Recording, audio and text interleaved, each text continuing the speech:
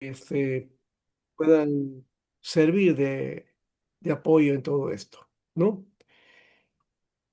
Entonces, lo que hay que hacer es familiarizarse, ¿no? Familiarizarse, entender un poco el lenguaje, ¿no? Ir a diccionarios y leer también, tratar de leer para poder entonces un poco superar esos aspectos. Y si alguna cosa no está de repente a su alcance o hay alguna duda, no se queden cortos, pregunten ustedes, ¿no? Pregunten si alguna cosa no han entendido, ya no he entendido nada, o hacer la pregunta puntual sobre el detalle que no se ha entendido o la situación o la ampliación ¿no? de algún tema o alguna temática que le ha inquietado. Entonces, eso creo que es importante para entonces sobrellevarnos también nosotros esto. Lo demás creo que ya están un poquito acostumbrados, ¿verdad? ¿No? Porque están acostumbrados al lenguaje, especialmente acá tenemos un grupo mixto, un grupo variado, ¿no? Hay alumnos que ya tienen varios años aquí en el seminario y no digo que estén repitiendo los mismos cursos, por si acaso, no es esa idea, ¿no? Sino que algunos no han llevado este curso y obligatoriamente tienen que hacerlo. Entraron dentro de un ciclo y no estaba dándose este curso y se avanzó, ¿no? Entonces ahora les toca este curso que siempre es al comienzo. Eh, Muy bien, eso es en cuanto a este aspecto y lo digo porque me he estado preguntando algunos detalles sobre esto y creo que es bueno.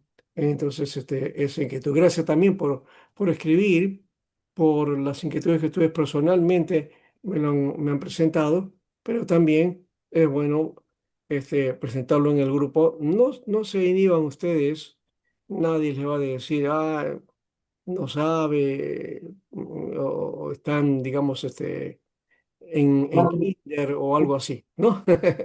Eso, eso no va a suceder. ¿Ya? Así, aquí estamos para aprender, todos para, de alguna manera, ir avanzando, ¿no? Creo que es lo mejor, ¿no? ¿Se entiende, verdad? Muy bien. Hay una respuesta, ya saben, ustedes pueden utilizar aquí, hay una expresión, creo que por aquí está la parte de las reacciones, ¿no? Ustedes pueden utilizar sus reacciones, ¿no? Y en estas reacciones hay claro, esa manito de muy bien, o de repente la carita que está llorando, ¿no? Otros que están alegres como en fiesta, o el corazón, o aplausos, o asombro también. Bueno, depende de lo que quieran o quieran expresar ustedes, ¿no? Muy bien. O si no, simplemente pueden en el chat también ahí mencionarlo y hacer el diálogo, porque hay que aprovechar este espacio desde esa perspectiva. ¿Ya? Muy bien. Entonces, vamos ahora sí a lo que nos corresponde hoy día. Vamos a continuar con el material, con el trabajo, ¿ya? Pero sobre todo planteando esto. Vamos a ir a... Creo que todavía no habíamos hablado, aunque por ahí, en el otra, en las proyecciones de la semana pasada, habíamos hablado acerca de esto. Pero aquí vamos a trabajar un poco más sobre este aspecto. Habíamos mencionado que la Biblia o el Antiguo Testamento específicamente fue hecho en tres, eh, digamos, sí, en tres idiomas, ¿no? Bueno, dos idiomas básicamente, el Antiguo Testamento en hebreo, ¿no? El hebreo y el arameo, ¿no? Y el griego, que es la versión de la Septuaginta del Antiguo Testamento. Así que la Biblia en general es escrita en tres lenguas, ¿ya? Esto implica que también tiene variedad de estilos. también de géneros literarios y formas de expresión, ¿no? Que han sido escritas en estos lenguajes, ¿no? Y ahí viene quizás el conflicto y ustedes también posiblemente lo han visto cuando ustedes van a las redes y encuentran diversas formas, ¿no? De opinión, unas a favor, otros en contra, con respecto a un texto, o que un texto de repente no está en el original, o la otra que te dice sí que está en otros manuscritos, en fin, todo eso este, eh, ocurre. ¿Por qué? Porque la Biblia ha sido hecho, digamos, primero hay que reconocer que es un, una literatura, ¿no? Es una literatura. Esto no es muy bienvenido, no suena bien, porque le hemos dado y le hemos adornado a la Biblia de un carácter sagrado, ¿no? Es sagrado, correcto, en el sentido de que es palabra de Dios o el mensaje que Dios ha dado a su pueblo. Pero por otro lado, el objeto Biblia le damos un carácter sacralizador, ¿no? Sacro, ¿no? Y desde esa perspectiva, entonces pensamos que como eso viene de Dios, entonces está por encima, digamos, de cualquier modelo de escritura de algún autor o de un literato, ¿no? Está por encima de todo eso. Y no es así, porque si bien el propósito viene de Dios, el mensaje viene de Dios, pero fue escrito por hombres. Así que podemos decir que la Biblia tiene un carácter divino humano, ¿no? Porque es intervención de Dios, pero también es intervención del hombre. Y en esa intervención del hombre, aunque se habla del autor inspirado, ¿no? Que recibe la revelación de Dios y escribe lo que Dios quiere que se escriba, ¿verdad? Y hasta pensamos que Dios le dictó cada detalle. Y entonces por ese motivo, como Dios y todo de esa manera, entonces la Biblia no tiene fallas ni tiene errores. Pero como no tenemos originales, no sabemos cuál es, digamos, exactamente el original. Tenemos las copias de las copias y estas, al compararse una con otra, difieren, varían. Y no varían en algunas cosas, varía a veces en cosas bastante complicadas, ¿no? Cambio de palabras, palabras que están en otro lugar, frases también y todo eso, ¿no? U omisiones, ¿no? Entonces hay que cotejar los manuscritos, los fragmentos, los papiros. Eso ya lo hace el especialista, ¿no? Acá no somos especialistas, somos legos en eso. Nadie es especialista aquí con respecto al estudio del análisis del texto de los manuscritos o del texto de un texto, un pasaje en particular, de cómo está compuesto, cómo aparece en el texto en hebreo, cómo lo traduce la Septuaginta y ver luego los manuscritos, los fragmentos, comparar uno con otro, ¿no? Y ver qué cosa hicieron el equipo correspondiente de traducción, eh, digamos, lo que hicieron un equipo X en el siglo XVIII o en el siglo XIX, cómo se desarrolla eso en los equipos de traducción en el siglo XX, ¿no? Y en el siglo XXI también. Entonces, hay todo un trabajo, ¿no? Digamos, de especialización para mantener el texto, ¿no? Y de eso debemos darle gracias al Señor. Y creo que no, bueno, casi la mayoría de la iglesia no sabe eso, que hay gente que está realizando este trabajo, ¿no? Que es dedicado, que es a tiempo completo y que es para ir revisando las escrituras. ¿Mm? Ahora, por otro lado, alguien puede decir, pero si es palabra de Dios, ¿para qué la revisan? Porque ya está, es palabra infalible, ¿no? Eh, ¿Qué podía hacer de malo? Bueno, es que las traducciones, las versiones de diferentes, a diferentes idiomas tienen la dificultad de que al ser traducido no expresan el sentido de lo que quiere decir el texto original, ¿no? Ese es un problema que se da en toda traducción, por si acaso, ¿no? Porque lo que encontramos aquí son formas de expresión, ¿no? Y hemos dicho género literario, estilos también, y el contexto, ¿no? Que está en la Biblia, pero el contexto que también de alguna manera se utiliza dentro del equipo de traductores o que hacen una versión de un determinado idioma en un determinado momento, ¿no? Eso se conoce como eh, a ver si, diacronía, ¿no? Diacronía, que es todas las diversas variantes y cosas que hay, ¿no? De los manuscritos, ¿no? La sincronía sería entonces hacer uso del estudio de un texto específico sin tener otro más, ¿no? Y dar por sentado que ese es el texto y con eso me aseguro y punto, ¿no? No, no permito otros textos o otros manuscritos, ¿no? Bueno, son dos miradas de paso de hacer el análisis del estudio de la Biblia, ¿no? Especialmente para los especialistas, digo, ¿no? Muy bien. En cuanto al hebreo, entonces, fue el idioma original del pueblo de Israel y la mayoría de libros del Antiguo Testamento están escritos en hebreo, ¿no?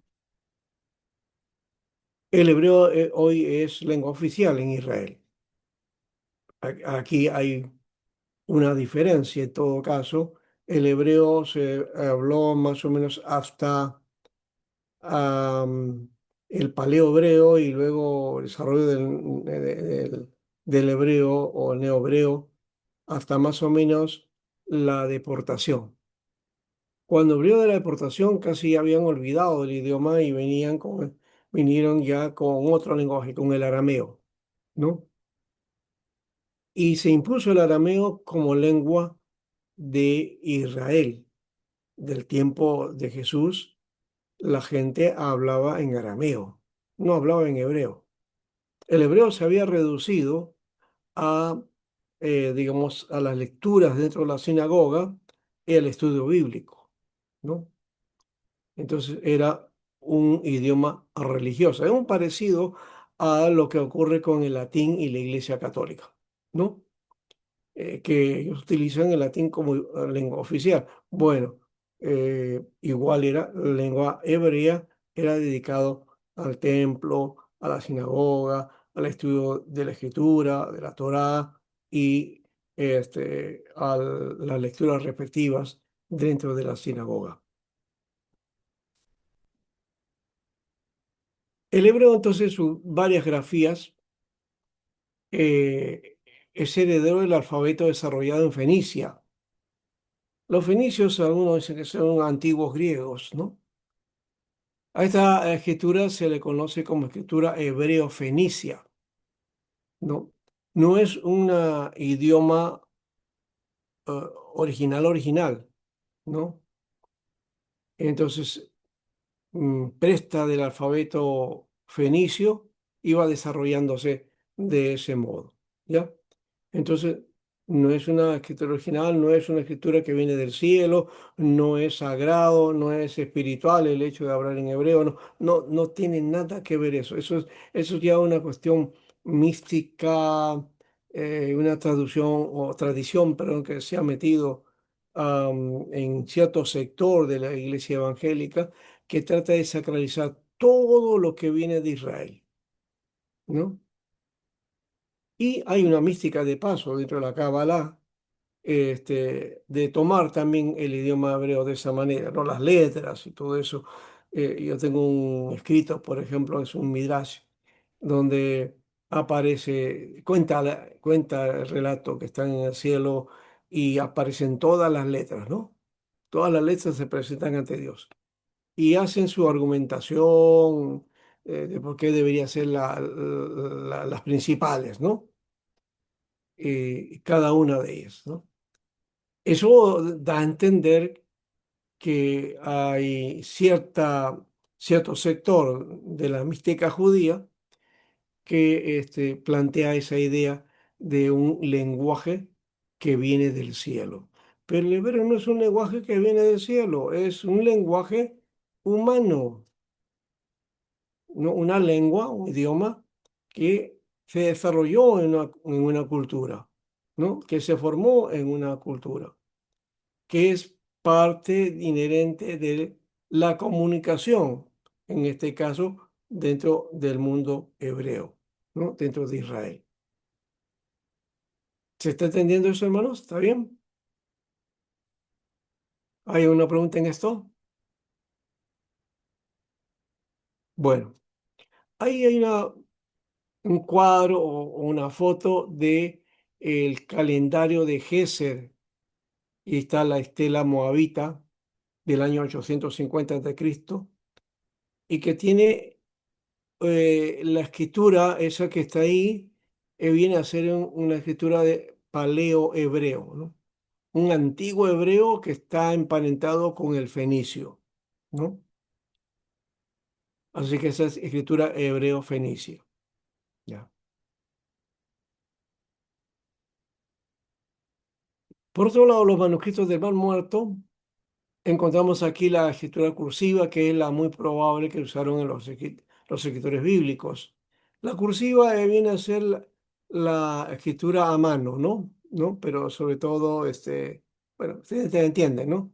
Cuando uno escribe, escribe de una manera, a menos que lo escriba tipo de imprenta, ¿no? Las letras. Yo recuerdo en eso mi hermano escribía las letras como si estuviera en imprenta, ¿no? ¿No?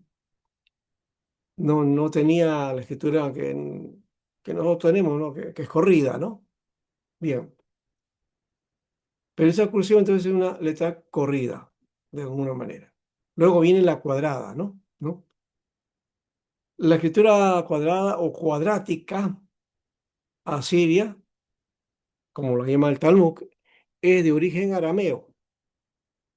O sea, las letras que hoy se usan en el mundo hebreo, esas que son muy familiares en alguna manera, para los que conocen de hebreo, eh, esa, esa forma de escritura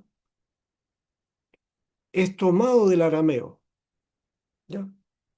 Así que miren, el alfabeto es tomado de Fenicia, ¿ya? Y desde la figura de un paleohebreo.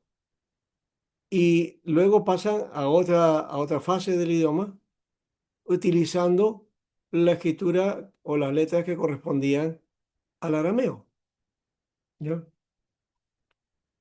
Y esa escritura, ese tipo de escritura, se comenzó a usar a partir del cautiverio babilónico, ¿ya? Entonces, cuando vinieron del cautiverio babilónico, comienza a escribirse de ese modo. Y esa es la escritura en la que aparece la mayoría de los manuscritos del Mar Muerto, ¿no?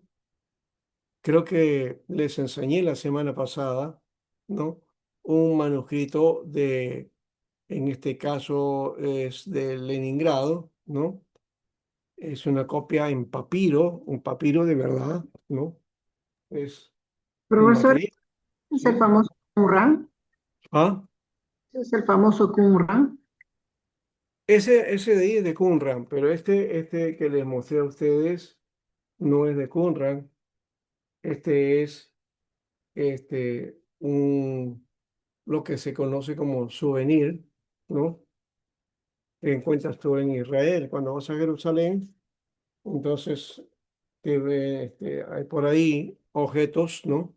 Y esto es uno de los objetos que te venden a los turistas, ¿no? Esta es una hoja de la Torá, especialmente del libro primero, que quiere decir lo que conocemos como el Génesis, ¿no? Y que aquí está su nombre, inclusive, miren, en letras grandes, Bereshit, Bereshit, así se llama el Génesis. En hebreo no se llama Génesis, se llama Bereshit, ese es el nombre original, es el nombre verdadero. ¿Por qué se llama Génesis entonces? Porque la palabra tampoco aparece en el libro. ¿M? Génesis no aparece en la traducción del griego, en la Septuaginta. La Septuaginta utiliza la palabra arquí, en arquí, en el principio, ¿no? Y es lo mismo que utiliza Juan cuando inicia su evangelio, ¿no? En arquí, ¿no?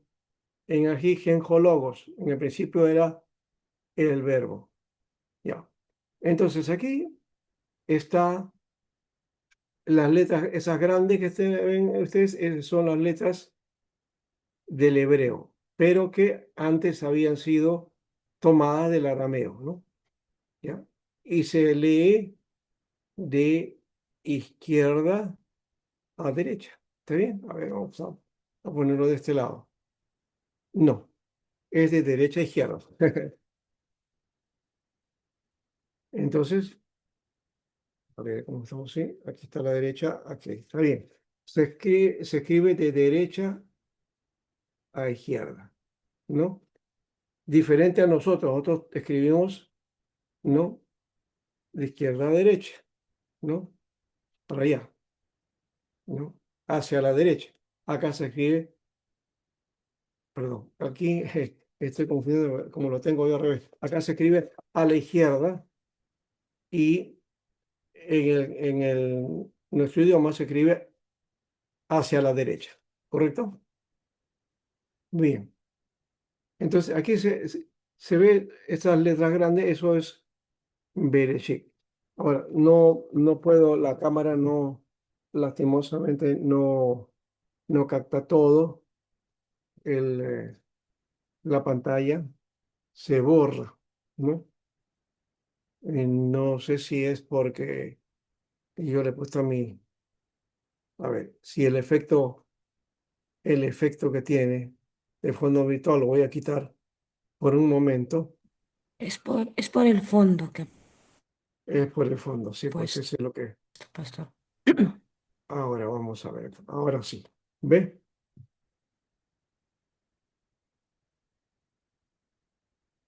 Sí, Ahí ya, está, ahora sí lo ven, ¿verdad? Sí, sí, pastor. sí, pues, Ya, está exacto, y ahí está, la letra está exacta, ahora esta de aquí, Pero esta pues, es el inicio, acá empieza, ¿no? clarito. ¿No? En el principio creó Dios los cielos y la tierra, ¿no? Ahí. Y están hechas en columnas, ¿no? Aquí hay 3 columnas, ¿no? Ya, muy bien. Eso se lo estoy mostrando directamente, ¿no? Podría haber mostrado también un PDF que tengo de esto. Tengo el PDF de este material, ¿sí? Del texto de Leningrado, ¿no?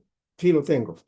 Ya. También tengo el que les mencioné, creo, la semana pasada, el texto Alepo también, ¿no? Eso también, que tiene mucho que ver con este material también. ¿Ya? Muy bien. Por si acaso, esa es la foto que estaba anteriormente. Bueno, es mi biblioteca. Yo estoy en parte de ella. ¿Ya? Es más o menos todo esto de acá, ¿no? Eso ese está en foto, ¿no? Entonces, no es una foto tomada de por ahí, ¿no? Entonces, es parte de la biblioteca. Bueno, pero en libros tengo más de cerca de 20.000 libros ya en PDF, ¿no? Entonces eso sí es una,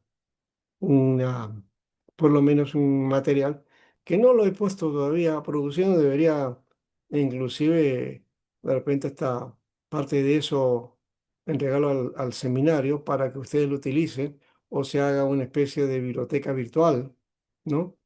Y entonces tengan ustedes todos. Y claro, hay que depurarlo porque no solamente tengo libros bíblicos, tengo de todo ahí, ¿no? Tengo de arte, de música, de historia, de geografía, de filosofía, tengo materiales de, qué sé yo, de economía, ¿no? De todo ahí, de todos los aspectos que tengo de educación también, ¿no? Tengo una cantidad de libros sobre educación, ¿no? Porque de paso también estudié educación, ¿no? Y aunque no he ejercido básicamente mi especialidad como profesor de secundaria, este, eh, bueno, ahí tengo ese material también, ¿no? Entonces, mi trabajo siempre ha sido en la educación teológica y por ahí me he ido, ¿no? Ya, pero de todas maneras, sí tenemos muchos. Tengo libros sobre psicología también, de psiquiatría, bueno, de relaciones humanas, en fin, sociología, todo lo que, materias que hay por ahí y lo que podemos tomar en cuenta, ¿no? Ya. Muy bien. Pasamos y entonces de esta parte vamos al, a este aspecto, que los manuscritos entonces están redactados en hebreo y arameo en su totalidad, solo con algunos ejemplares en griego, ¿no? Y básicamente la Septuaginta es hecha en griego, ¿no? Porque no hay en el hebreo, no vamos a encontrar palabras en griego, no, no va a haber eso, ¿no? Lo vamos a encontrar en la Septuaginta. Eh, Este aspecto, estamos hablando de los manuscritos de Qumran en todo caso. En Qumran sí hay algunos ejemplares en griego, ¿no? Que no son la Septuaginta, en todo caso, ¿no? O que podrían ser, eso depende de cuando se investiga o se va a los detalles, ahí se encuentra por ahí la comparación. Ahora, los primeros 7 manuscritos que se descubrieron del Qumran, estamos hablando de esto, ¿no? Eh, Hay una tradición que habla que fueron unos pastores beduinos que estaban buscando sus cabras que se habían perdido, ¿no? Y uno de ellos al ver una cueva, ¿no? Entonces lanza una piedra para que los animalitos salgan, si es que estuvieran ahí, pero en vez de eso, lo que sintió es un ruido, ¿no? ¿No? Que se quebró algo. Dijo, algo raro hay aquí. Y fueron y encontraron entonces unas vasijas, ¿no? Unas jarras. Y esas vasijas, entonces, fueron, digamos, eh, encontraron ahí que había material, ¿no? Muchos libros, muchos rollos, ¿ya? Y eso les llamó la atención, ¿no? Y claro, después dieron a conocer ese descubrimiento.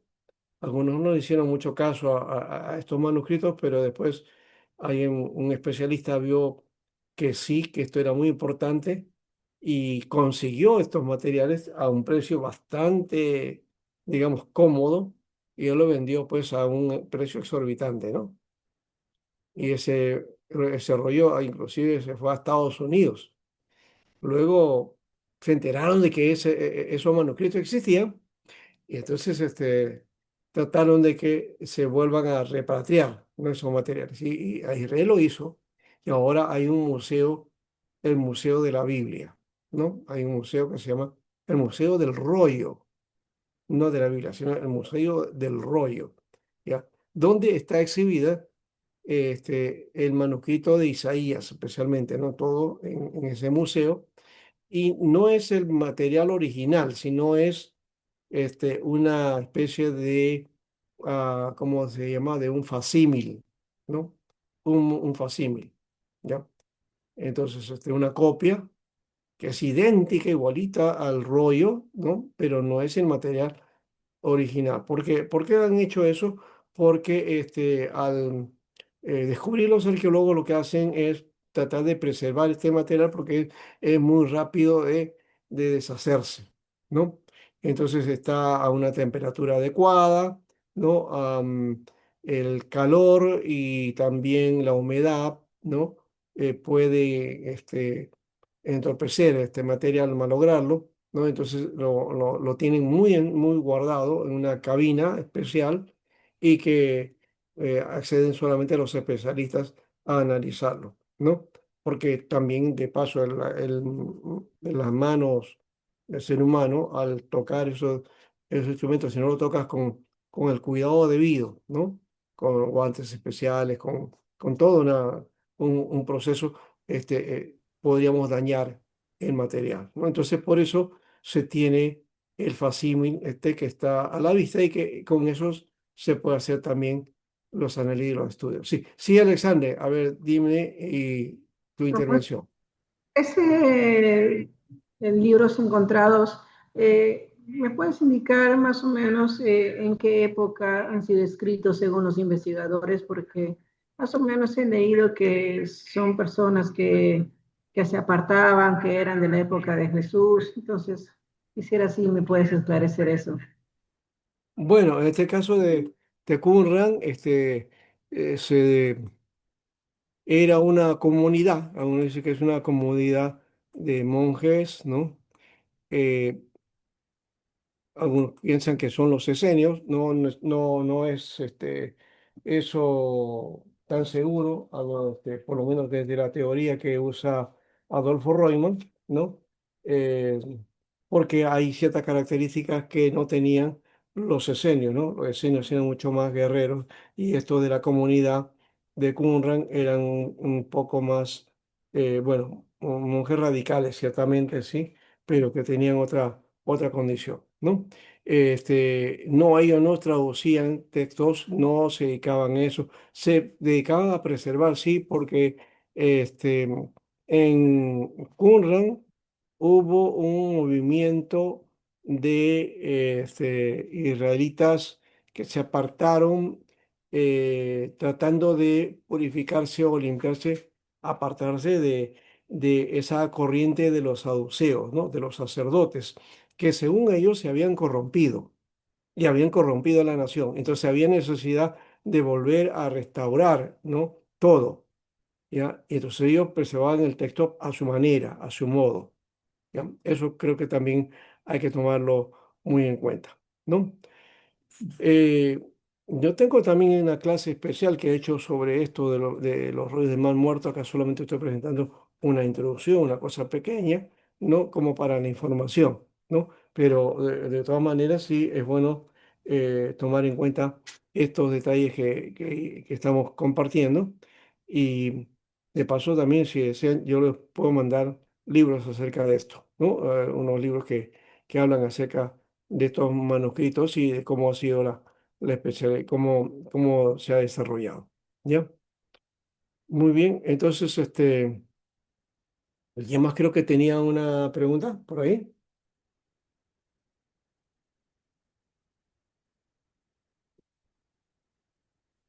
Ya. Pastor, pero usted cuando Sí, habla ahí de pastores beduinos, ¿a qué se refiere? Bueno, eso sí quisiera tenerlo bien en claro. Pastores beduinos, ¿no? Ya no veo bien ya. Ahí dice. claro. Bueno, es que nosotros estamos familiarizados con la palabra pastor y inmediatamente pensamos que pastor es alguien de iglesia, ¿no? El que dirige la iglesia. Pero no, acá no estamos Claro, hablando claro. de eso. No, no. Estamos hablando de pastor, de un pastor de ovejas, de un pastor de Ya. cabras, ¿no? O sea, del oficio del pastor, ¿no? Que realiza su tarea con cuidado de estos animales, ¿no? De estos, como no son bovinos, son otros, creo, ¿no?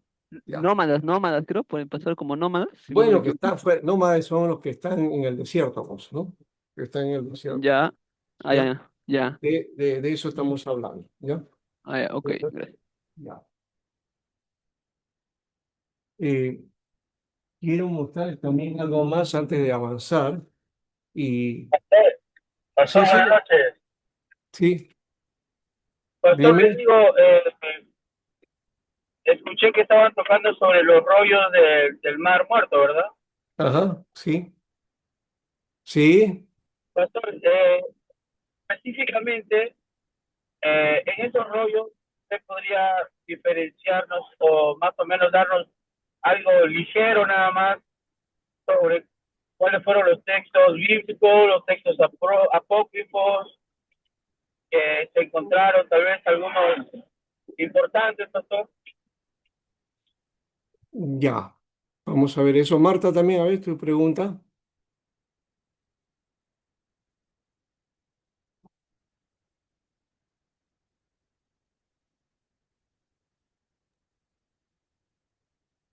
Mire, acá tengo esto que es, digamos, una copia o fotocopia, ¿ya? Que también viene de Israel, ¿no? Este sería el rollo de Isaías, ¿no? Bueno, debería haber empezado por acá, ¿no? Aquí. Sí, al revés, al revés. Así, así, así. Ahí está, sí, sí. Ya, muy bien. Entonces, este es el rollo de Isaías, ¿no? Que está exhibido allá en Jerusalén. Muy bien. Marta, tiene la mano levantada. Sí, pastor. Bueno, de la pregunta de los pastores beduinos, bueno, también en el Antiguo Testamento, más al parecer habla de pastores que eran de animales, ¿no? O sea, pastores de ovejas, como mencionó. Y en el Nuevo Testamento habla como, como ministros, ¿no? Como pastores, o podría aclararme eso. Claro, porque cuando estamos hablando, el Nuevo Testamento habla de los ministros, de los que están encargados de la obra en la iglesia, ¿ya? Y en términos generales le llama pastores, ¿no? Porque yo siempre he indicado este detalle que de repente puede sonar a malo eh, o contraproducente, pero que tengo que decirlo siempre. Eh, la, la forma de, digamos, de dar a conocer a los ministros, que guían la iglesia se conoce con el plural pastores o como presbíteros, básicamente, ¿no? Presbíteros o pastores, ya. Ancianos, pues, ¿no? Ancianos o pastores, ¿no? Así lo dice Primera de Pedro en el capítulo 5, ¿ya? Nunca en la Biblia vamos a encontrar la palabra pastor en singular, o sea, hablando de alguien, de una persona, ¿no? Que está haciendo la función de pastor. No vamos a encontrar eso en el Nuevo Testamento. Ese es un término que la iglesia reformada ha tomado y la iglesia evangélica, especialmente la de Latinoamérica. Y entonces usamos mucho la palabra pastor, porque en Europa, en Estados Unidos, se utiliza la palabra reverendo, ¿no? Reverendo. O por lo menos se supone que hay una ordenación y por la ordenación se dice que es reverendo. Bueno, ya es otro aspecto. Pero el oficio viene del campo, ¿no? Del cuidado de las ovejas en el campo, ¿ya? De ahí viene. Entonces hay una comparación, un símil de esa perspectiva. No significa que haya cambiado o haya variado, sino que esa función espiritual, digamos así, la guía para la iglesia, entonces se asume la función de lo que hace un pastor o los pastores cuidando sus ovejas, ¿no? Entonces, esa es la característica, ¿no? Y eso lo va a entender la gente que del campo, que conoce acerca de pastoreo, ¿ya? Si alguno de ustedes ha pastoreado o ha conocido esa tarea pastoral, mucho más fácil le va a ser el poder pastorear una iglesia, ¿no? Ya. Bien, aquí está algo que quería darles a conocer. ¿Qué cosas están viendo ahí? vasija, algo así parecido, ¿Ah? una, una vasija. Es una vasija.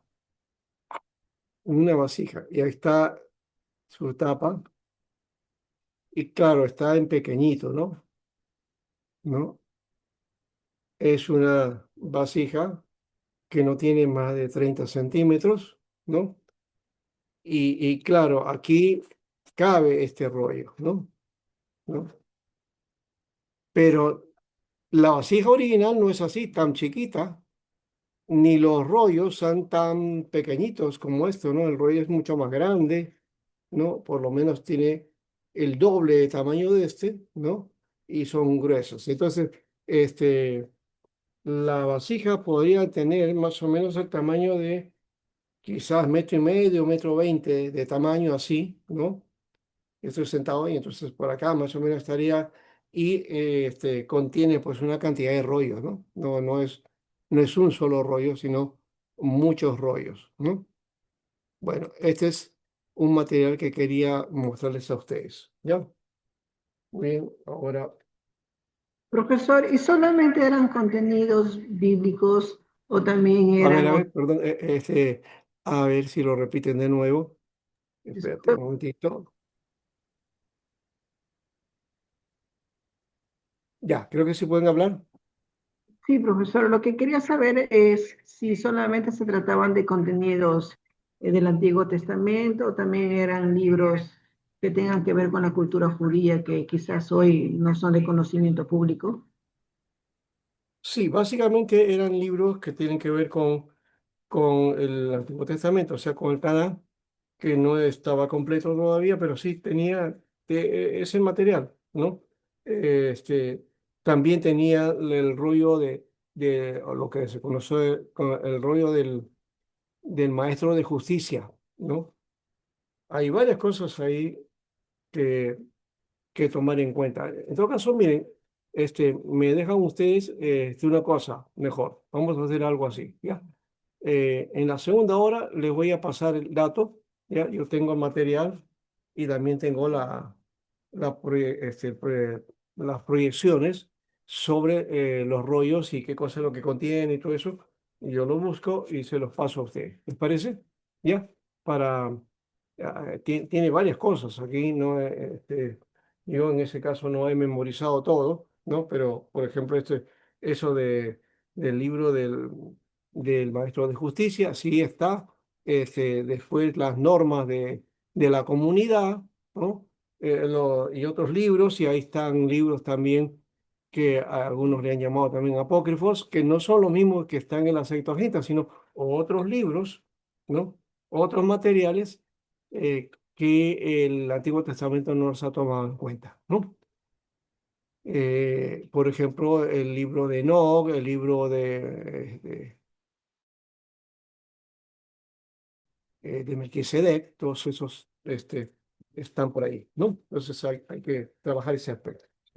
Bueno, tenía otras cositas aquí también, pero solamente estoy tratando de mencionar esto de Qumran y los otros ya no los voy a marear porque si les muestro van a pensar que son también de Qumran. Eso no, solamente estoy utilizando material que corresponde a Qumran, ¿ya? Muy bien. Tengo también unas lamparitas. Estas lámparas sí. No son las de Aladino, por si acaso, ¿no? ¿No? Es una lámpara antigua que de mano, una lámpara de mano, ¿no? Ya, que prefigura, ya, miren, una lamparita, no sé si es una lámpara de noche, por acá sería, se pone la mecha, ¿no? El aceite y la mecha, entonces se enciende por este lado, ¿no? ¿Ya? Ese sería entonces esta lámpara, ¿no? Entonces, eh, y por aquí también Estas tengo son las, otro. Ah, esas son las lámparas que usaban los vírgenes para preparar su aceite. podría ser esto. Este es el calendario que habíamos mencionado, ¿se acuerdan? el calendario que hemos hablado por aquí, el calendario de Gesser, ¿no? Ahí está.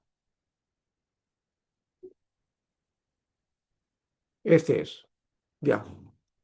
Es el mismo que está aquí, aquí en la figura que ustedes tienen, ¿no? Ya. Bien.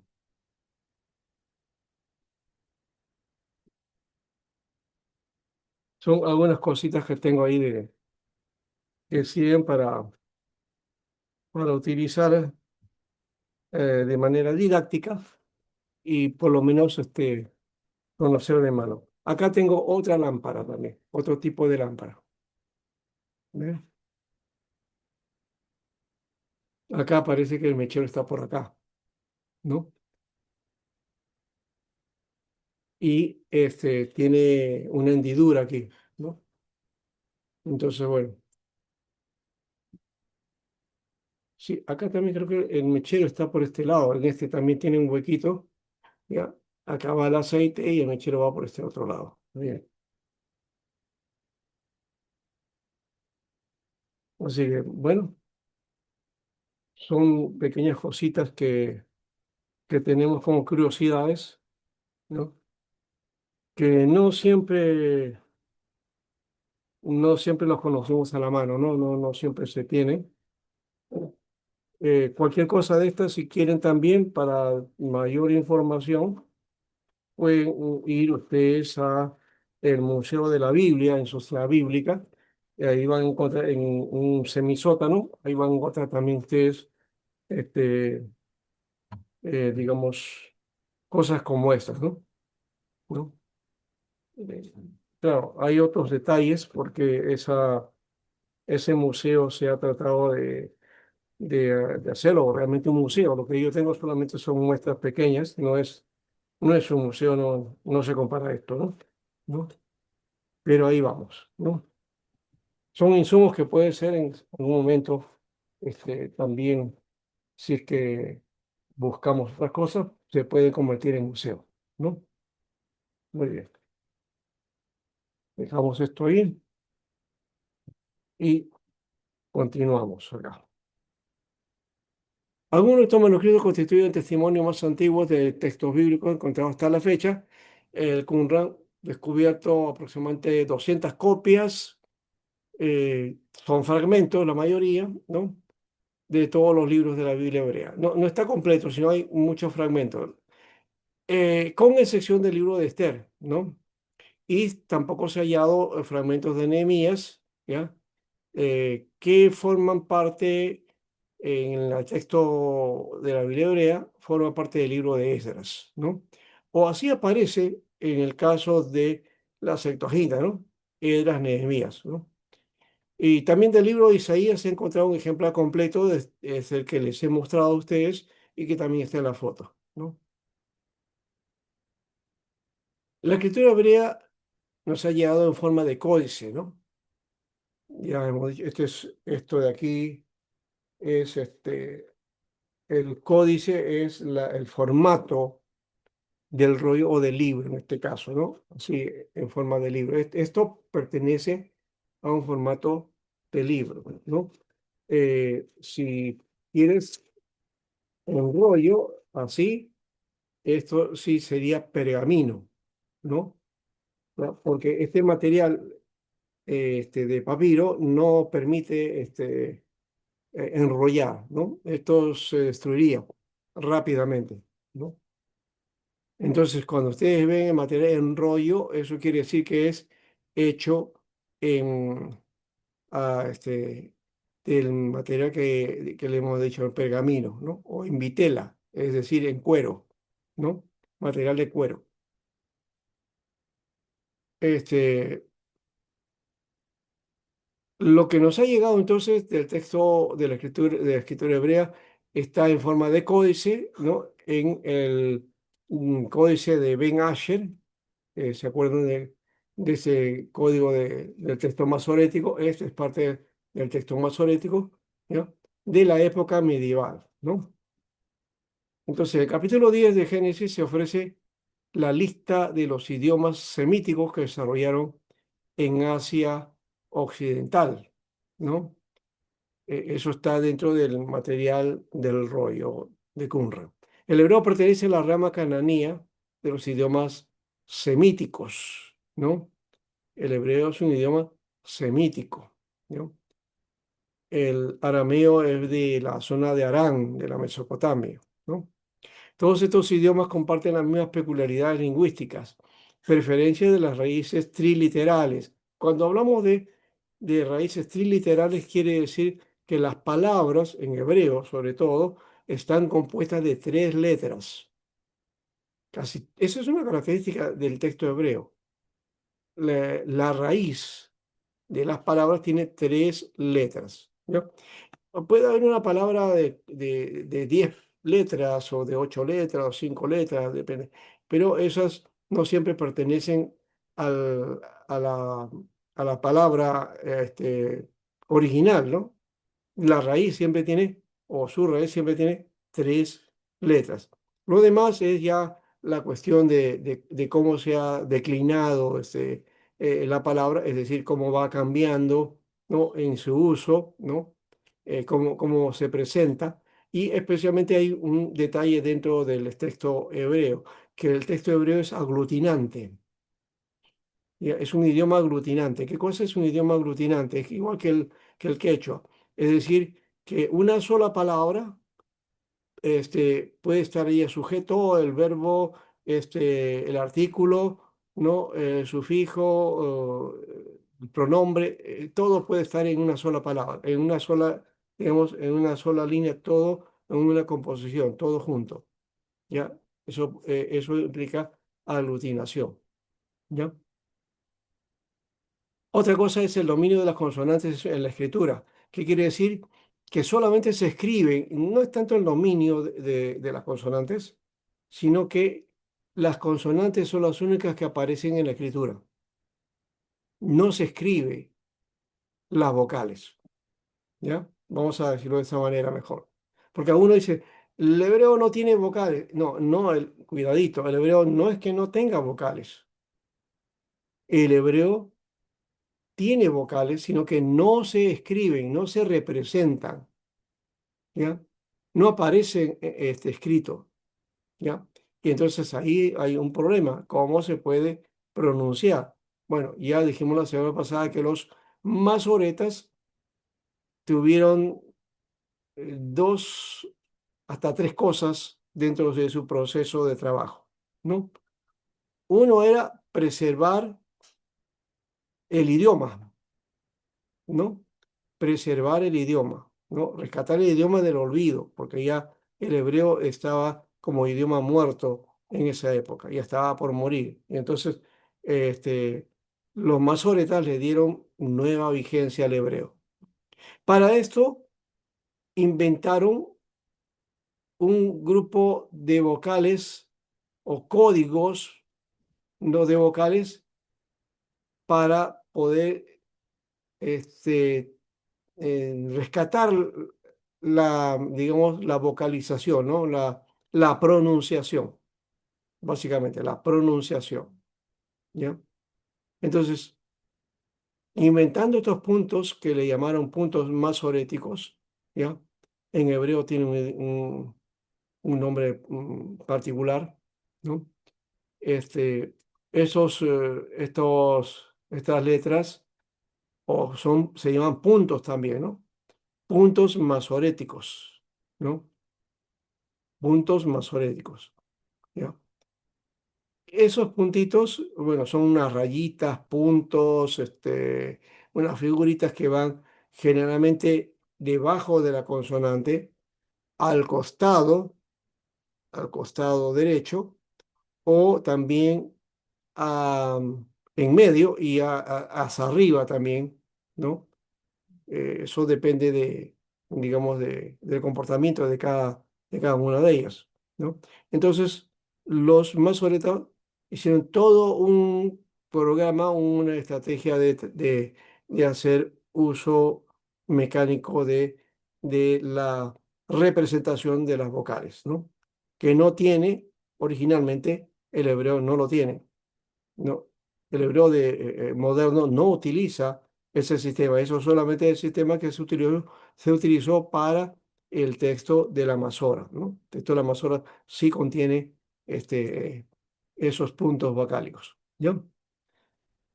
De paso, así se aprende el hebreo, ¿no? Cuando uno aprende el hebreo, va a tener que aprender a hacer uso de esos puntitos para saber cómo pronunciar las vocales, ¿no? Bien. Eh, bueno, acá dice poca aglutinación, la formación de palabras y simpleza en la estructura de la oración, ¿no? Eh, ya dijimos que es un idioma aglutinante. Las palabras no se aglutinan, sino las letras, ¿no? Las letras, ¿ya?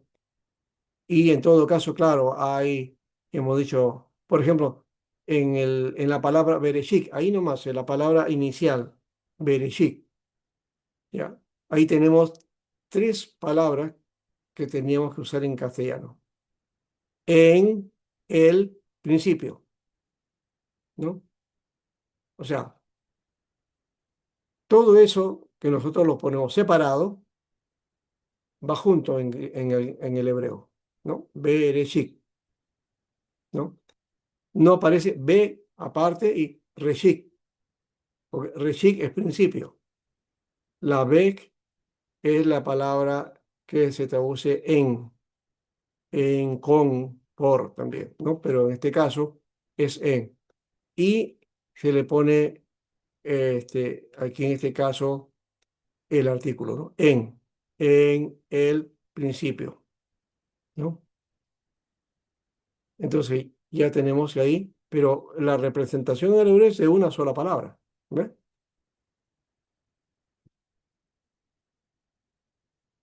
Como se dan cuenta, aquí en esta figura, ahí se ve debajo de las consonantes, ¿no?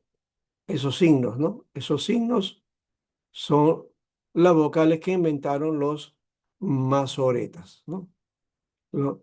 Y cuando termina aquí con dos puntitos en medio o dos como una especie de coco o algo así, como llamaríamos eso, ¿no? Ya, bueno, esos son, eso es una figura de que ahí ha terminado, ¿no? La idea, ¿no? O una parte, ¿no? Y luego aparece el versículo siguiente, ¿no? Esto es en el texto de la Masora. Ya. Ahora, el gran biblista francés Georges Aussou dice, esta lengua es ruda y vigorosa, predominan en ella las consonantes duras y graves, los sonidos guturales, así, sí, eso sí es verdad, tiene el sonido guturales con la garganta, ¿no? También hay sonidos sordos y enfáticos, ¿no? El hebreo tiene más pasión que armonía, más energía que gracia y es más adecuado para lo sagrado que para la estética, ¿no?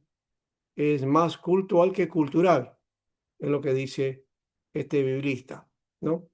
Pero de hecho también refleja la cultura, porque todo idioma refleja la cultura de origen, ¿no? De dónde procede, ¿no? Cuando uno, por ejemplo, quiere aprender inglés, vas a tener que aprender también algo de las expresiones o la manera de pensar, ¿no?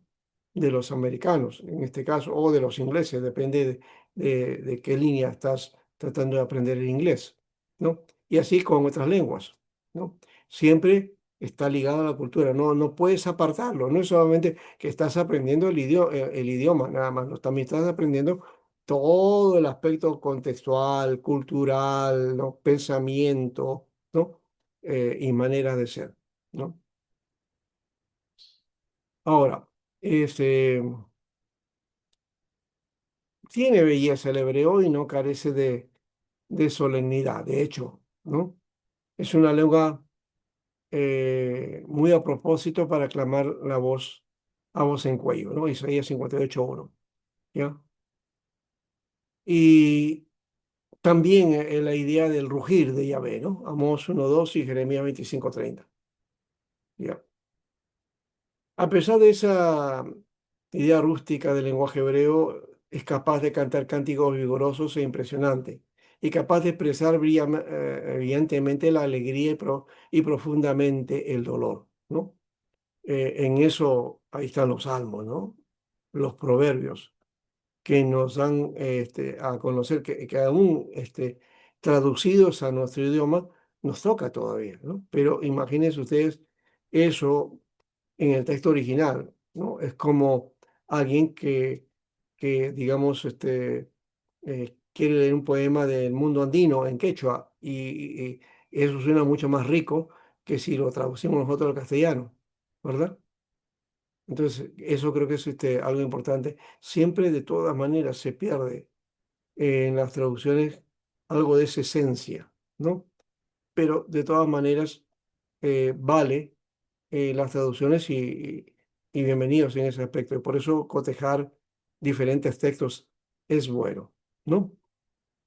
Algo que, por ejemplo, he encontrado hace un tiempo atrás es el caso del Salmo 23. Solamente una chiquita nada más. En el Salmo 23, ustedes lo conocen, ¿no es cierto? ¿Cómo dice el Salmo? ¿No? ¿Cómo es? ¿Alguien lo puede recitar? Jehová mi Eh, pastor, nada me faltará. Ajá, Jehová es mi pastor, nada me faltará. Ustedes saben que en el texto hebreo no dice eso, no dice eso. Y ahora decís, ¿cómo? ¿Cómo que no dice nada me faltará? Bueno, Jehová mi pastor sí dice, pero nada me faltará no es la traducción adecuada. ¿Saben por qué? Porque el texto, en realidad en hebreo, dice de esta manera. Lo voy a traducir en forma literal, ¿no? Dice, Jehová es mi pastor, no me faltará. ¿Se han dado cuenta de la diferencia? ¿Mm? Muy, nosotros ya se nos pegó eso, ¿no? De, nada me faltará. Jehová es mi pastor, nada me falta. O sea, como que ya Él es mi pastor y entonces yo voy a tener todo, no, no me va a faltar nada, porque Él es mi pastor. Sí, en forma indirecta estamos diciendo, sí, está bien, Él es mi pastor, por tanto, Él me cuida, ¿no? Él es mi protector, ya. Pero la idea del texto del Salmo, no, traducido así, se está refiriendo a las cosas o aquello que puede proveerme el pastor, ¿no? Hacia ahí se centra. Pero en el texto hebreo no, en el texto hebreo se centra en el pastor, es decir, en el Señor mismo. Jehová es mi pastor, no me faltará. Él no me ha de faltar. Él nunca estará fuera de mi visión, ¿no? Él siempre estará conmigo. Y es lo que el texto dice. Ustedes van al Salmo y se van a dar cuenta que ese es el detalle del Salmo, ¿no? Que el Señor nunca lo ha de faltar porque su protección estará ahí. Está hablando y resaltando la función del pastor. No está resaltando la idea de, eso, como es mi pastor, entonces yo voy a tener de todo, ¿no? Es la misma figura que aparece en Mateo 6:33 creo que es, cuando dice, este, buscad primeramente el reino de Dios y su justicia y todo lo demás será añadido. Dice, buscad primeramente el reino de Dios y su justicia. O sea, lo primero es Él, luego vendrá lo demás, ¿no? Las añadiduras vendrán, pero a veces nosotros más estamos preocupados por las añadiduras, ¿no? Es la misma figura con el Salmo 23. No, nada me va a faltar. Qué chévere, no me va a faltar nada. Esa no es la idea, no. No me faltará él. Eso cambia la idea, ¿no? Bien, entonces eso es un pasaje que había que trabajar bien. Um, por aquí yo tengo el texto de la Reina Valera. Bueno, no es Reina Valera, es Casiodoro de Reina, lo que se llama la Biblia del Oso, ¿no? Y vamos a ver cómo dice acá, ¿no? Sobre este salmo, ¿no?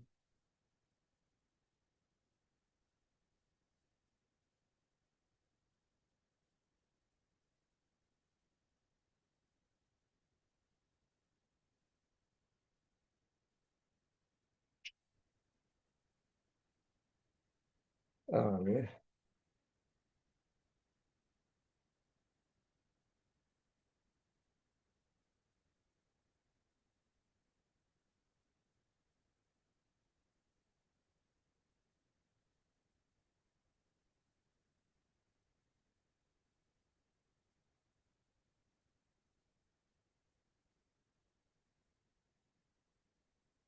El Salmo 23. Ya lo encontré.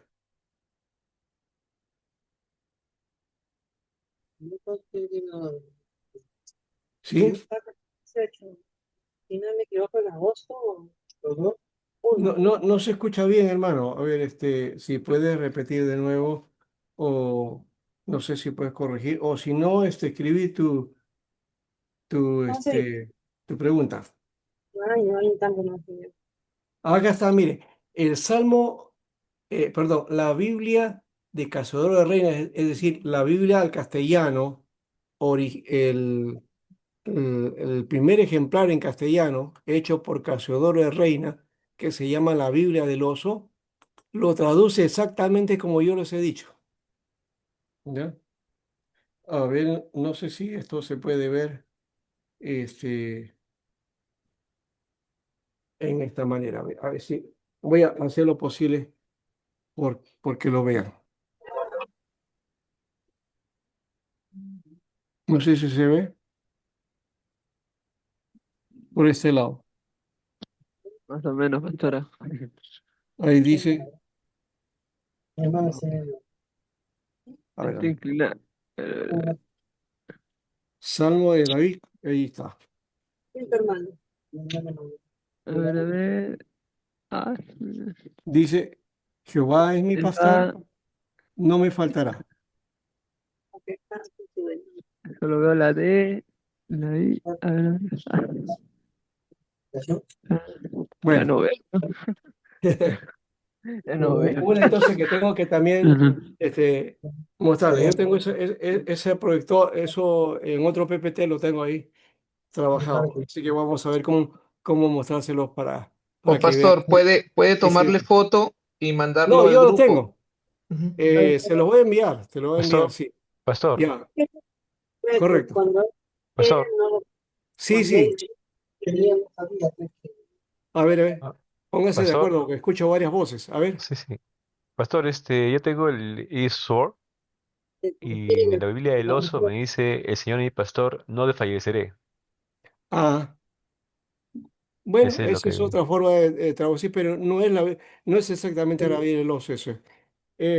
Ahí hay que tener otro cuidado también, este, porque lo que les estoy mencionando, este es el facímil. Es el facímil que produce Sociedad Bíblica, que tiene que ver con el material hecho exactamente tal como lo hizo Casiodoro de Reina, que inclusive ahí está el oso, ¿no? Por eso le llaman Biblia del oso, ahí está el oso, ¿lo ven al oso? ¿No? eso lo puedo decir yo, te lo juro que el año que estuve en Ramírez, yo estaba Entonces, más yo he visto en algunos otros materiales que llegado donde traducen de otro modo, está, ¿ya? Y no necesariamente, esto está en el castellano del siglo XVI, o quiero sea, comer esto exactamente tal como lo escribió Casiodoro, ¿no?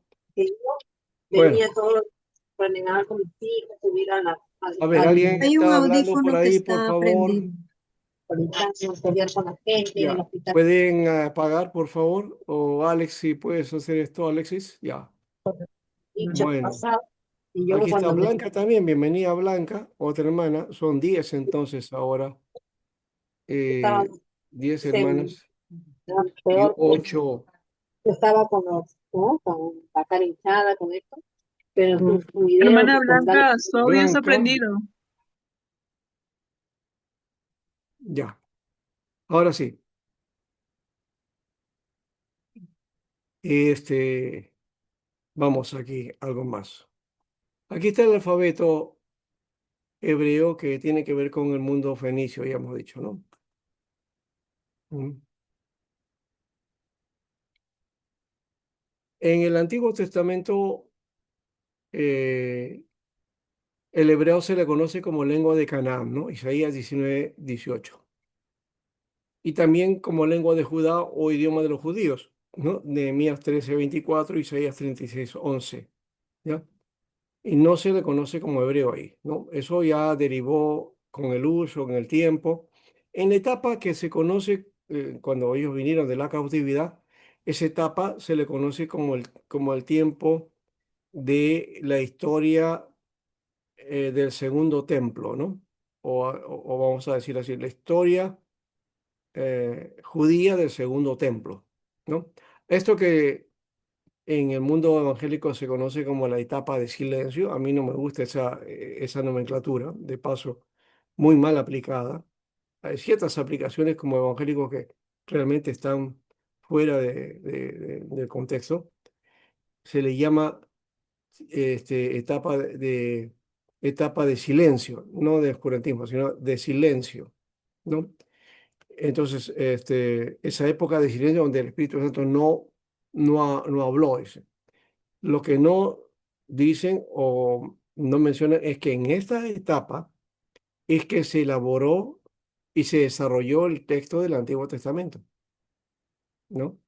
Hasta antes de la cautividad no había un Tanakh completo.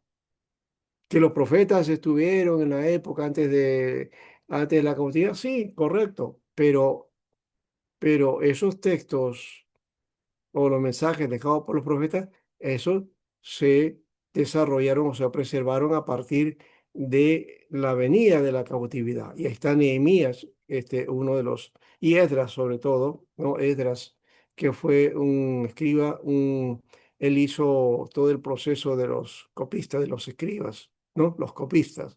Y la preservación de la Torá especialmente, ¿no? Es decir, de los 5 libros de de la Biblia, ¿no? El Pentateuco, y los demás libros que se fueron desarrollando en esta etapa, ¿no?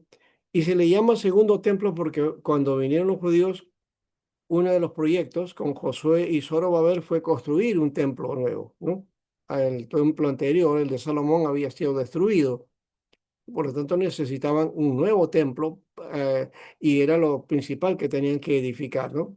También tenían que edificar toda la ciudad porque estaba destruida, pero especialmente el templo.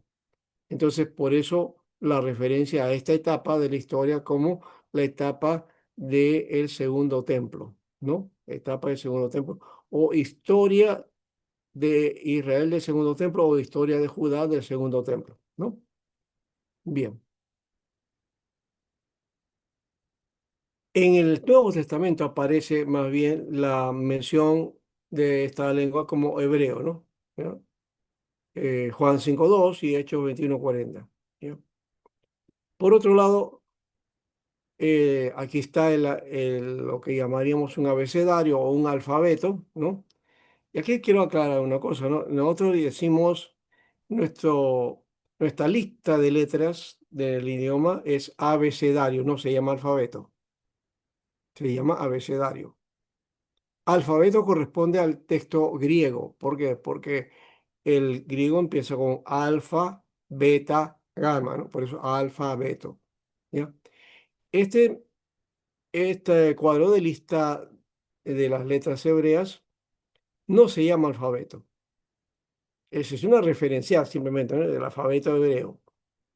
Pero en realidad se llama alefato, ¿no?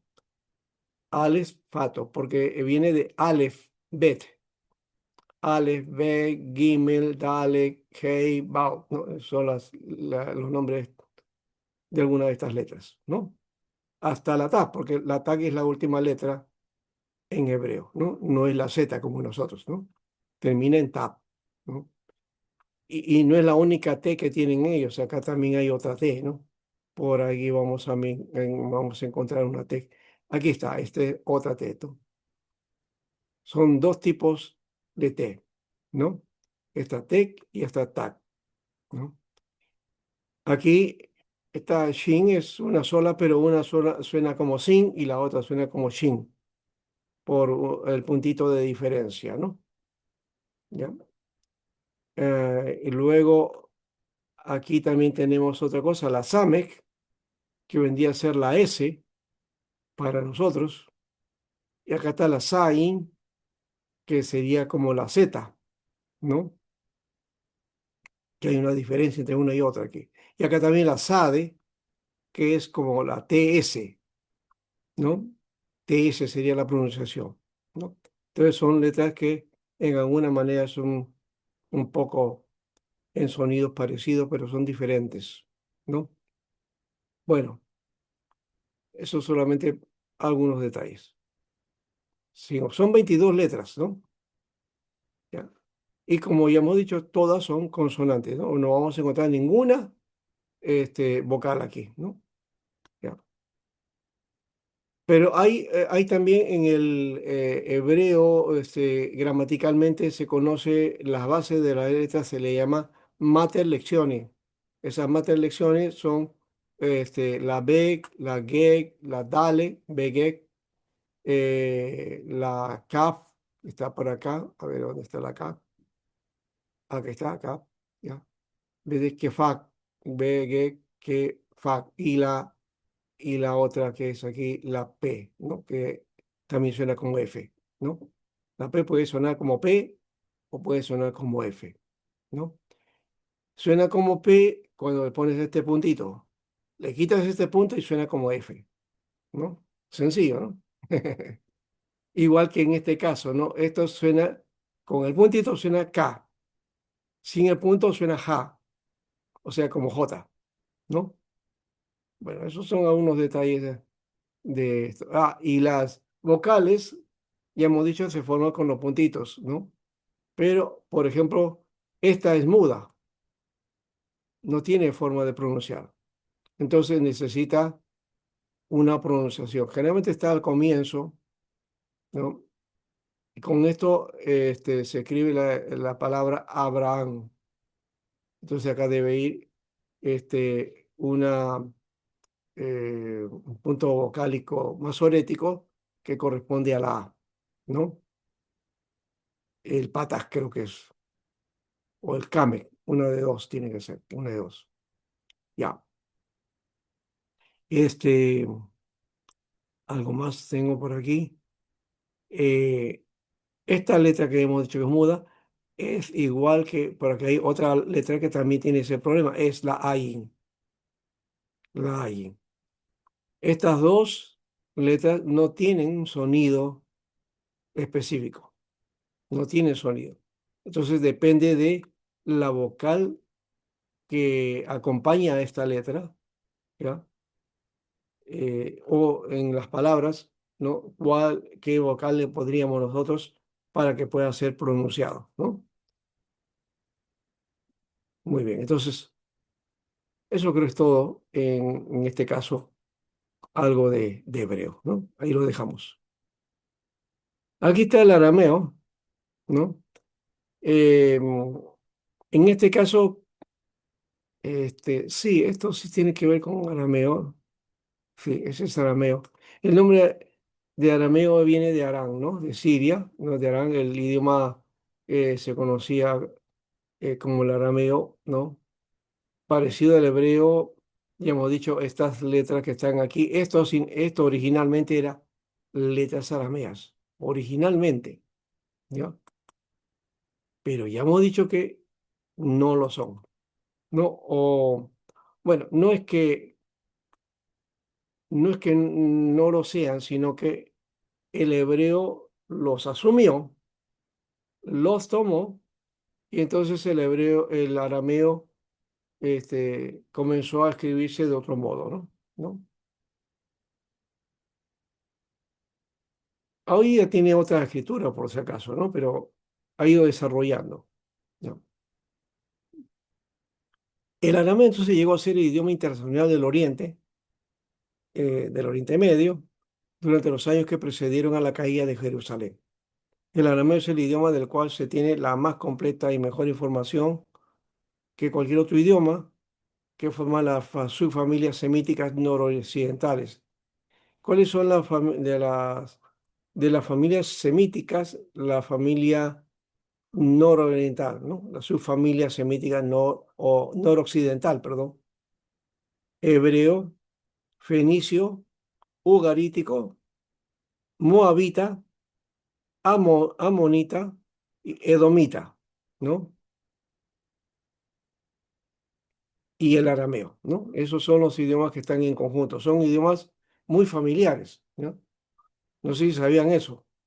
El fenicio, el ugarítico, que también es de la parte de Ur, ¿no? El moabita de Moab, el de Amonita, el de Amón y Edomita, Edom, que de paso, todos esos son familias o están relacionados o emparentados con los israelitas, ¿no? Son de la parte de Ismael, ¿no? Estas naciones. En Isaías 36, ahí están los versículos 11 al 13, está aquí un ejemplo entre el hebreo y el arameo de los días de Ezequías, ¿no? Aquí está, por ejemplo, una escritura de Sakur, bueno, que es arameo. El arameo entonces era el idioma para discutir con los extranjeros, pero el hebreo era el idioma que empleaba la gente común, por lo menos en un periodo donde estaban los profetas. Cuando ya vienen del cautiverio, dejan de usar el hebreo como lengua común, ¿no? Sino que el arameo va a llegar a ser idioma oficial. Así que Jesús habló en arameo, ¿no? Jesús habló en arameo. Algunos dicen que también supo algo de griego. Puede ser. Y el hebreo también lo conocía porque era para leer el texto. Por ejemplo, cuando le dan en Lucas 4:18, le dan el rollo de Isaías. ¿Qué creen que lo leyó Jesús, ese rollo? ¿En hebreo o en arameo? Hebreo, profesor. En hebreo, exactamente. En hebreo. Muy bien. Creo que ahora me estoy dando cuenta que hay más hermanas, hay más mujeres que varones. Ya había confundido. ¿Alexander es tu nombre, hermana? ¿O me estoy Sí, confundiendo? ¿Ah? sí, mi nombre es Alexander. Ya. Bueno, Alexander es, ¿no? Bueno, ahí tengo la confusión, tu voz. Bueno, después hablamos de eso. Parece que cuando los babilonios conquistaron Jerusalén y se llevaron a muchas personas de Judea a Babilonia, dio inicio el fin de la lengua hebrea. ¿Ve? Después de esto, la lengua aramea llegó a ser la más importante, no solo en la tierra de Israel, sino también en otras regiones. Esto duró años y para la época de Jesús el hebreo probablemente ya no se utilizaba, excepto para fines religiosos. Y desde Nehemías 8:8 se puede hallar pruebas de este cambio en el idioma, pues el libro de la ley, el Pentateuco, se leyó en hebreo y se tuvo que traducir, ¿no? Al mismo tiempo en forma oral al arameo para que las personas lo comprendieran, ¿no? Porque uno de repente hasta se pregunta el por qué, porque en Nehemías dice, ¿cómo si ellos eran judíos? ¿Por qué tenían que hacerles la traducción si ellos sabían hebreo? Es que ya lo habían olvidado, ya no. Eran gente, recuerdan que la mayoría había nacido en, en Babilonia, en Persia, ¿no? Y venían nuevamente a su tierra. Muchos guardaron sus costumbres y, bueno, algunos mezclaron también sus costumbres, pero uno de los idiomas, cuando se deja de hablar un idioma, se pierde. Lo deja de hablar y ya, pues, lo perdiste. Entonces aprendieron arameo y cuando estaban ahí leyendo el libro de la ley, que se leía en hebreo nada más, ¿ah? Originalmente, y el judío también piensa de esa manera, que el texto de la Torá debe leerse en hebreo. Por eso la sinagoga se leía en hebreo, no se leía en arameo, ¿ya? Eh, Se prohibió por eso el texto de la traducción del griego, ¿no? Ahora, ese, eso también nos llama la atención a este caso porque la Iglesia Católica también trató de guardar esa referencia en la época de la Edad Media y puso el texto del latín, el texto de la Vulgata, como texto sagrado. Y estaba prohibido de traducirse y la Biblia tenía que leerse en latín, porque ese era el texto sagrado, ¿no? Entonces, me hace acordar también a la tradición de el mundo musulmán, ¿no? En el Islam, el Corán se lee en árabe, no lo puedes leer en otro idioma, ¿no? Bueno, son cuestiones rígidas religiosas que se van rompiendo poco a poco.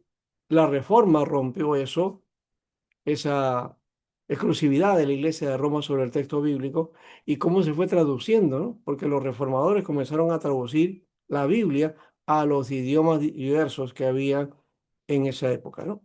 Lo que se llama lenguas vernáculas, por si acaso, ¿no? Si usted escucha esa palabra, lengua vernácula, yo recuerdo que esa palabra, vernáculo, se refería al mundo andino, en nuestro contexto, ¿no? ¿No? Música vernacular, el huayno, ¿no? El quechua, ¿no? En idioma quechua y todo eso. Pero la palabra vernáculo o vernacular corresponde a la lengua de la tierra, ¿ya? A la lengua de la tierra, ¿correcto? Entonces, no es exclusivo del mundo andino. Esa palabra también entonces se utilizaba para referirse a las lenguas comunes, ¿no? Que había en un lugar. En Europa había diferentes lenguas o lenguas originarias, que a eso se refiere. Lengua original. Las lenguas vernáculas son lenguas originarias, ¿no? Entonces, este, se tradujo al alemán, se tradujo al suizo, se tradujo al español, ¿no? Se tradujo al francés, a diferentes otros idiomas, ¿no? Y llegó después al inglés. En todo caso, este, la reforma pudo romper esa traba que la iglesia del medioevo había impuesto, ¿no? No tener la Biblia más que en el latín, no se rompió eso, ni siquiera en el griego, perdón, ni tampoco en el hebreo, ¿no? La Iglesia Católica tuvo ese dominio, ¿no?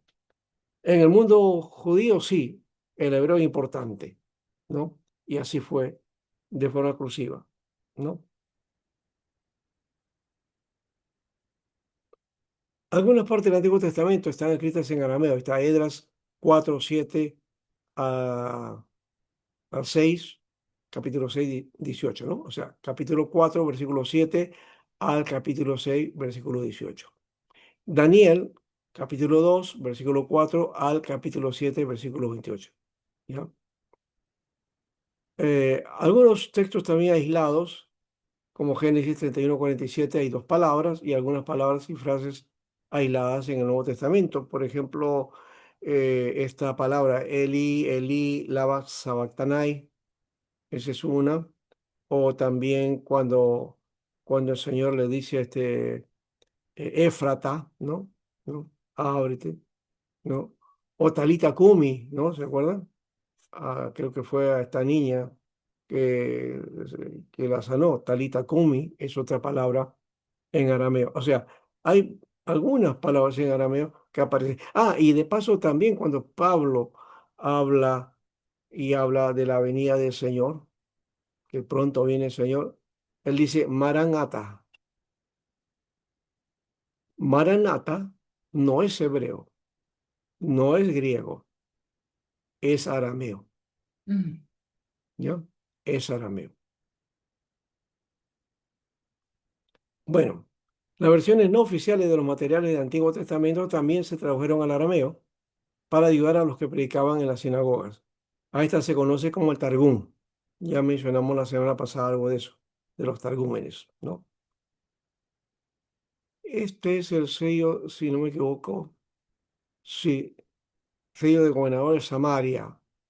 Por ahí yo tengo unos sellos también, hechos sin arcilla, ¿no? Que no les he presentado, ¿no? Algunas cositas que no corresponden al curso no lo he presentado para no confundir, ¿no? Este es el arameo, ahí está. Esta es la forma de arameo de ahora, ¿no? Esta es la forma, ¿no?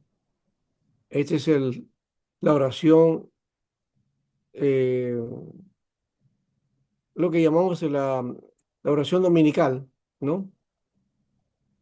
La oración al Padre, el Padre Nuestro sería, ¿no? En arameo. ¿no? Muy bien. En la época de Jesús, entonces, el arameo era el principal idioma usado por las transacciones comerciales, políticas y literarias. Fue el idioma principal de Palestina, Siria y Mesopotamia, en la etapa formativa del cristianismo y del judaísmo rabínico. Jesús y sus discípulos, de acuerdo con los relatos de los hebreos, hablaron en arameo, ¿no? Y bueno, acá está la peshita que ya te mencioné, les mencioné la semana pasada. Esto que le llaman peshita, que está traducido, ¿no? Según dice de manuscritos antiguos arameos, no es peshita. Para mí no es peshita, ¿no? Porque la peshita dice hebreo bíblico tardío y hebreo rabínico manifiestan una profunda influencia aramea tanto en su vocabulario como en su gramática. Dos de las traducciones más importantes de la Biblia hebrea es la Peshita siríaca y los targúmenes judíos. Son arameos. Lo mismo se puede decir de una importante porción de la literatura rabínica. Para un estudio más expedito del arameo, el conocimiento del hebreo es esencial, ¿no? Por la cercanía de los idiomas, ¿no?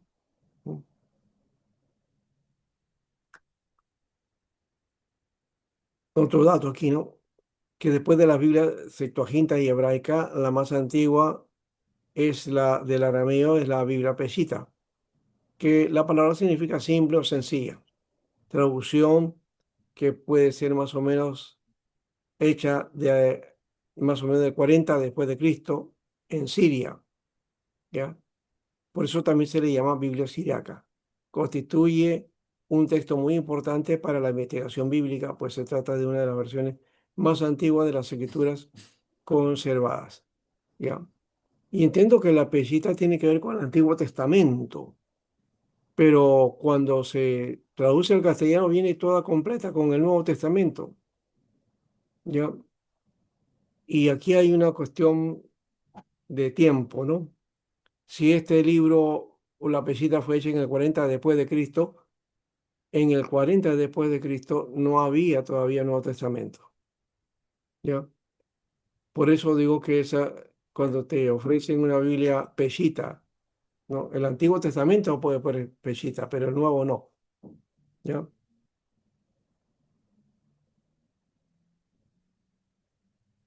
Bueno, aquí está también el griego, ¿no? Alejandro Magno, conquistador, ¿no? El más grande conquistador, emperador del mundo, conocido hasta ese tiempo, que sometió a todos los países, desde Grecia hasta Egipto, a India, Siria, Israel y Persia, ¿no? Casi el mundo conocido de esa época.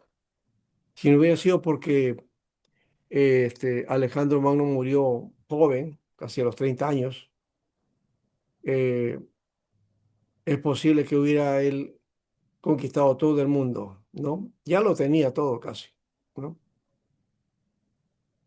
Eh, de la época de Alejandro el griego pasó a ser una lengua muy importante, ¿no? En toda esa parte del mundo que hemos mencionado.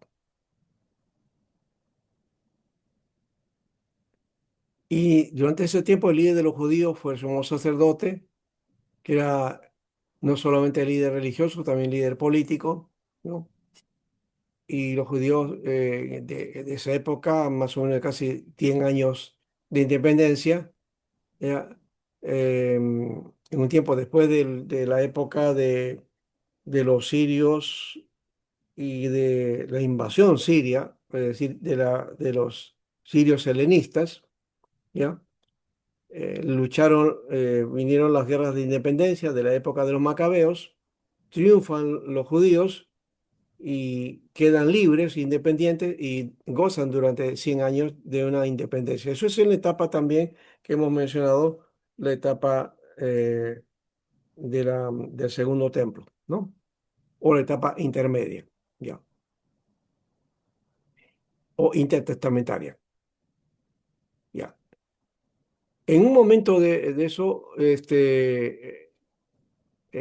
Pompeyo es uno de los que también toma Judea, ¿no? Y anexa, ¿no? Más o menos 60 años antes del nacimiento de Jesús, ¿no? Y cuando viene Jesús, ya Judea, una provincia romana, ¿no? Mucho tiempo antes de la caída de Jerusalén, muchos judíos se habían ido a Egipto y al cabo del tiempo esa comunidad se habían vuelto muy importante y al igual que los judíos que emigraron a otras regiones dejaron de hablar hebreo, ¿no? El nuevo idioma era el griego y por eso necesitaron la Biblia en griego, ¿no? De ahí nace esa necesidad, pero también nace por la idea de Ptolomeo de que estaba en construcción de la Biblioteca de Alejandría, entonces tener un texto de las escrituras judías pues era importante, ¿no? Bueno, el texto del Nuevo Testamento es hecho en griego, esta parte no lo vamos a hacer, ¿no? Ahí lo tenemos. Muy bien, hemos terminado esta parte. No sé si hay alguna pregunta. Aquí hay algunas preguntas, ¿no? ¿Cómo se escribió la Biblia? ¿Mm? ¿O en qué lengua, qué idioma se escribió la Biblia? Bueno, la Biblia se escribió, fueron manuscritos, ¿no es cierto? Fueron escritos en los idiomas de la época, ¿no? ¿Cuáles fueron estos? El hebreo y el arameo, especialmente para el Antiguo Testamento, ¿no? Muy bien. Lo de origen semítico, entonces los idiomas, tres idiomas, los dos de origen semítico, hebreo, arameo, y los restantes en origen indoeuropeo, el griego. Especialmente eso para el Nuevo Testamento. Pero el Antiguo no lo tocamos en todo caso, ¿no? Cuando se le pregunte a usted, entonces, ¿en qué o cuáles fueron los idiomas en el que se escribió el Antiguo Testamento? ¿Qué cosa deberíamos de responder? Arameo y hebreo. Muy bien, arameo y hebreo. Muy bien, Migre. correcto. Muy bien. ¿Alguna pregunta ahora sí de parte de ustedes?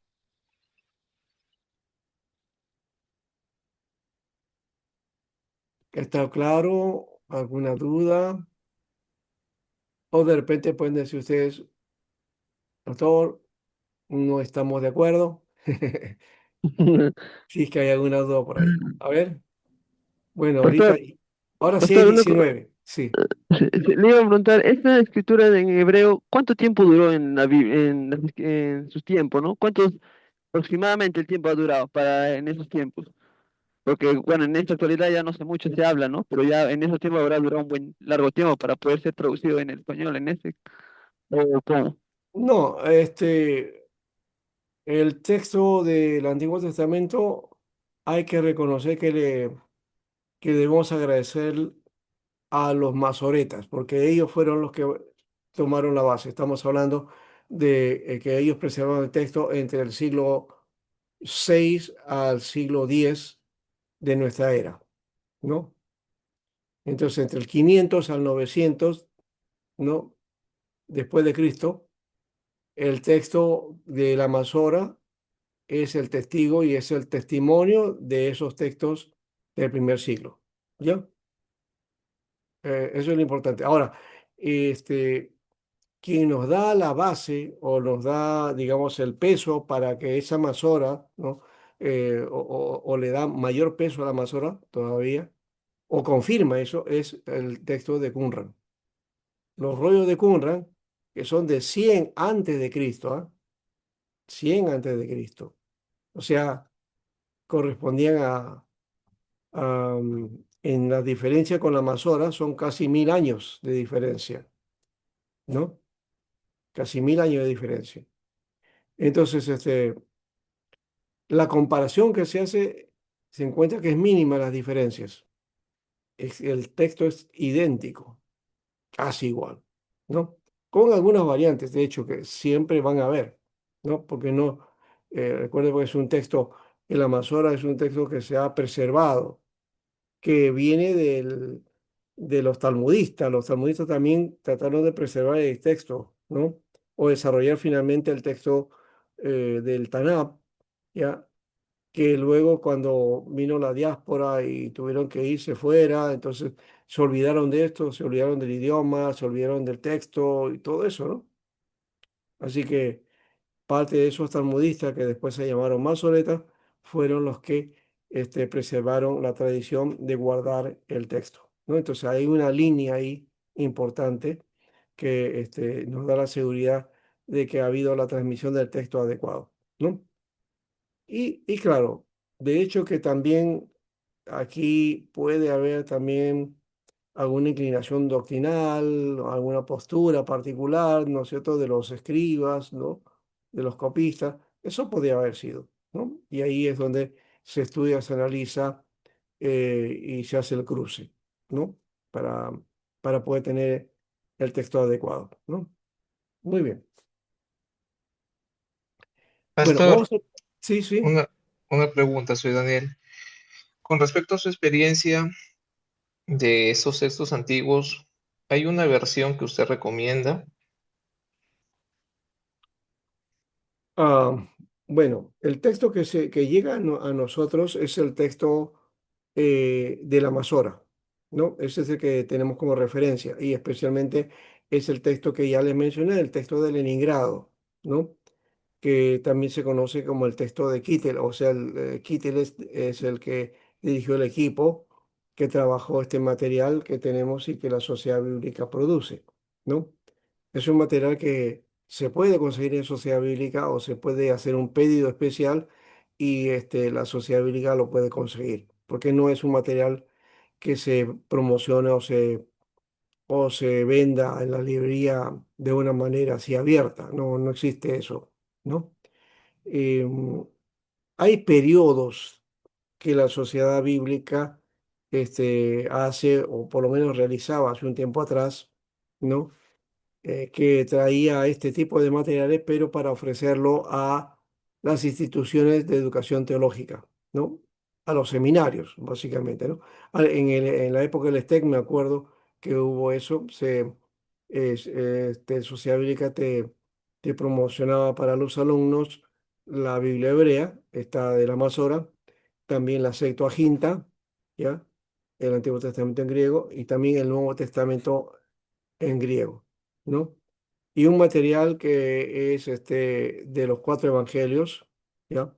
Un, de los evangelios sinópticos especialmente, pero es un material de estudio en todo, en el griego, todo comparación, ¿no? En comparación paralelo, ¿no? Yo lo tengo ahí, ese material. Ya lo tradujeron a castellano, porque yo lo tengo en alemán. Entonces, el de castellano no lo pude obtener, ¿no? Me dediqué a que algunos pidieran, todos tuvieran eso y yo me quedé sin nada de esa época. Pero bueno, eran como cuatro cosas ahí que te ofrecían en un paquete, ¿no? A un precio comodísimo, ¿no? Eso vendría a ser más o menos unos 100 soles hoy día, u 80 soles, algo así, ¿no? Imagínate ese precio, ¿no? Por cuatro o cinco libros, ¿no? Era un regalo, ¿no? Hoy día solo el texto hebreo cuesta 250 soles a 300 soles, solamente el texto en hebreo, ¿no? Solo. Ahora, también ustedes pueden obtener o promocionar de buscar el texto de la interlineal, ¿no? El texto interlineal del texto hebreo español, ¿no? Es el Antiguo Testamento interlineal. Eso como base, son cuatro tomos, eso sí. Son cuatro tomos, es bastante grande, ¿ya? Ok, Eso por pastor. lo menos lo pueden alcanzar, ¿no? Como referencia, sí. Muy bien. ¿Algo más? Si no, vamos al descanso. Vamos a un momento de descanso para ver si puedo descansar yo también, pero y les he ofrecido tanto que espero poder cumplir. ¿Ya? Iba Gracias. ahí a hablar sobre el canon ahora, eso es lo que nos está faltando. A ver, sí, dime, ¿alguien más quiere hablar? Ya, no hay más, ¿no? Solamente estaba viendo que hay 22, somos 20 en todo caso. Somos 20, ¿ya? Qué bueno. 19, porque yo estoy usando dos usuarios. ¿Ah? No, mi celular. ¿Cómo? 19 en total, porque estoy usando uno para mi laptop y uno para mi celular, para poder escribir. Ah, ya, ya. Ah, está 18, utilizando porque Fiorella dos. tiene dos también. Ah, Fiorella también. Bueno, entonces ya va reduciéndose. A ver, ¿cuántos más están duplicando la emisión? ¿Ya? Ya, muy bien. Está bien. De todas maneras, ahí vamos. Descanso un momentito, ¿ya? Volvemos dentro de 10 minutos.